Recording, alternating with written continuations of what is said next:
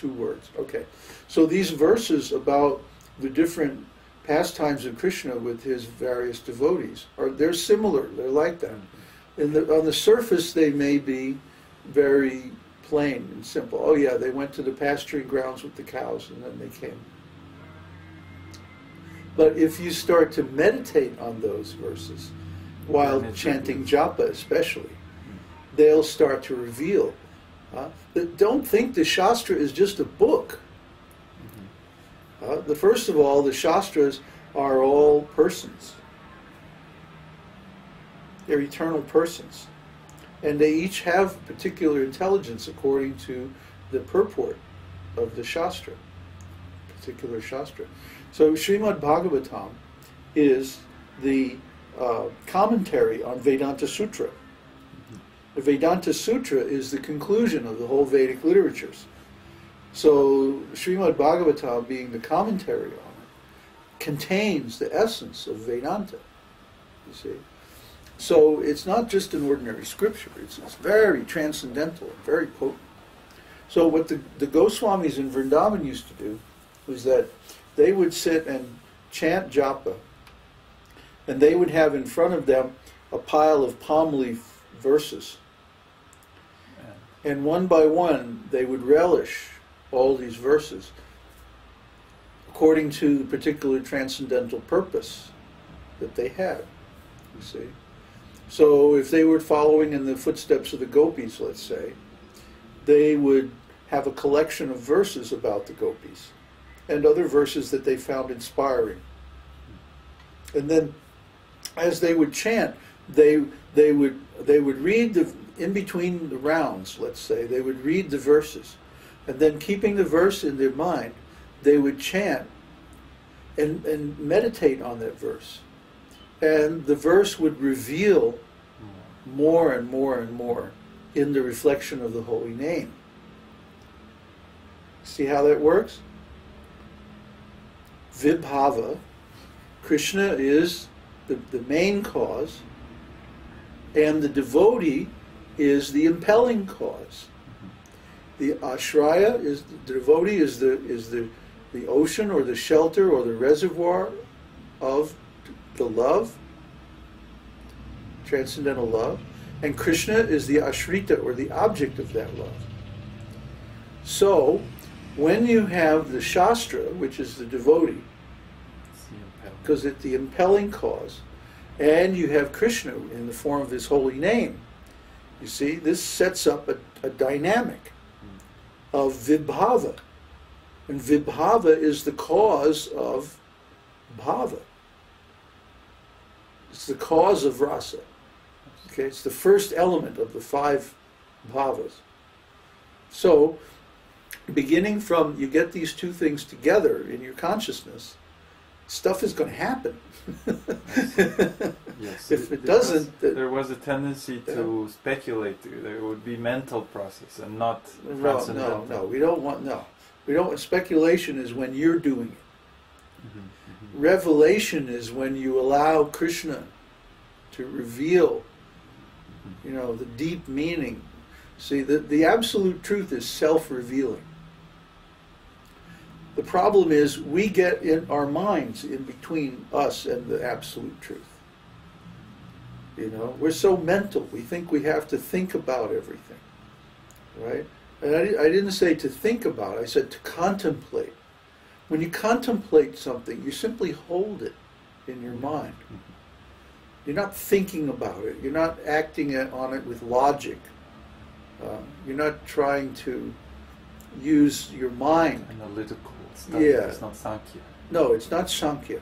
Sankhya means to exercise the intelligence to tell the differences between different things. By the time you reach this stage of what I call contemplation, you've already done all that. You've already analyzed it to pieces and taken it. But that's what we're doing in this discussion. We're looking at vibhāva right now, and we're analyzing vibhāva into its components.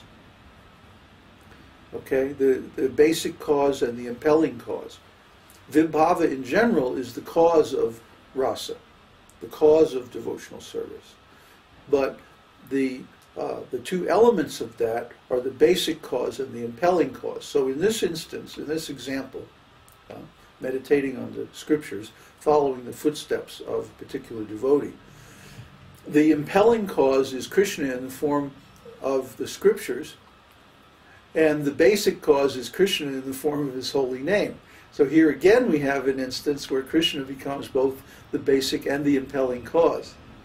Because even though the scriptures have their own individuality, they're basically emanated by Krishna. They're expansions of Krishna. So we get both of those things in our minds and just hold them there. We don't have to do anything. Not like the painting, like we were analyzing because of this. That was like kind of sunky. Right, right. Yeah, you don't have to analyze. Okay. Yeah.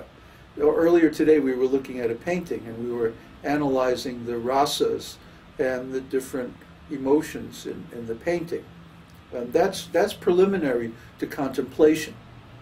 You see, the analysis has to be there because let's say that I determine that I have a rasa of friendship with the Lord, and I want to develop my rasa of friendship. So then I would start seeking out some devotee in whose mood I could follow. Do I want to be a friend of Krishna in the form of Vasudeva, and be like Arjuna and fight next to Krishna for the same cause? Or do I want to be more like Sudam or Subal and help Krishna in his pastimes with the gopis and like that? See, what kind of friend do I want to be? So which devotee do I want to follow?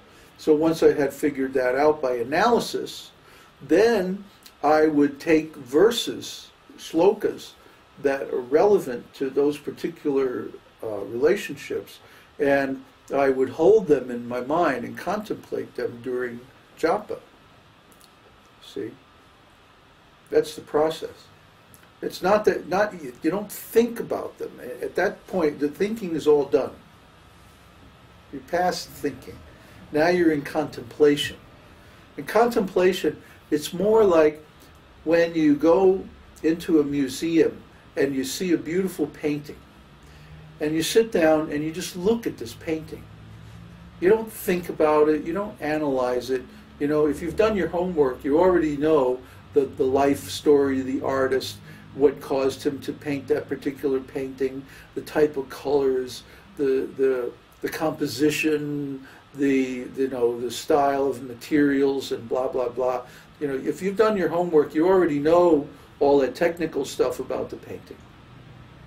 All you do is you sit down and you experience the painting. You allow the painting to wash over you, and you just absorb the impressions of the painting. You enter into the painting and you live in the painting. You experience the painting like that. So anyway, when we experience the Shastra, when we experience the verses of the scripture like that, that's how we approach them, like in an aesthetic appreciation, a mood of aesthetic appreciation. That, okay, using the same example of a friend, that, oh, here's a beautiful verse that expresses the friendship. Yeah, let's say if it's friendship in Vrindavan, Braj Leela. It perfectly expresses the friendship of my particular favorite devotee with Krishna.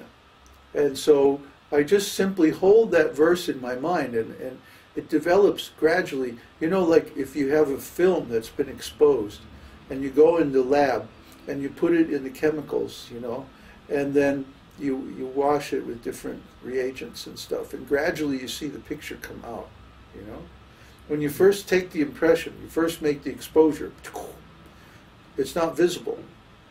If you look at the film, you don't see anything. Or make a print. When you first make a print, I'm talking about ancient technology. Everything's digital now, but in the old days, back when we had dinosaurs and like that, you took a piece of paper and you projected a negative on it, and you made a print, and then you had to develop the print.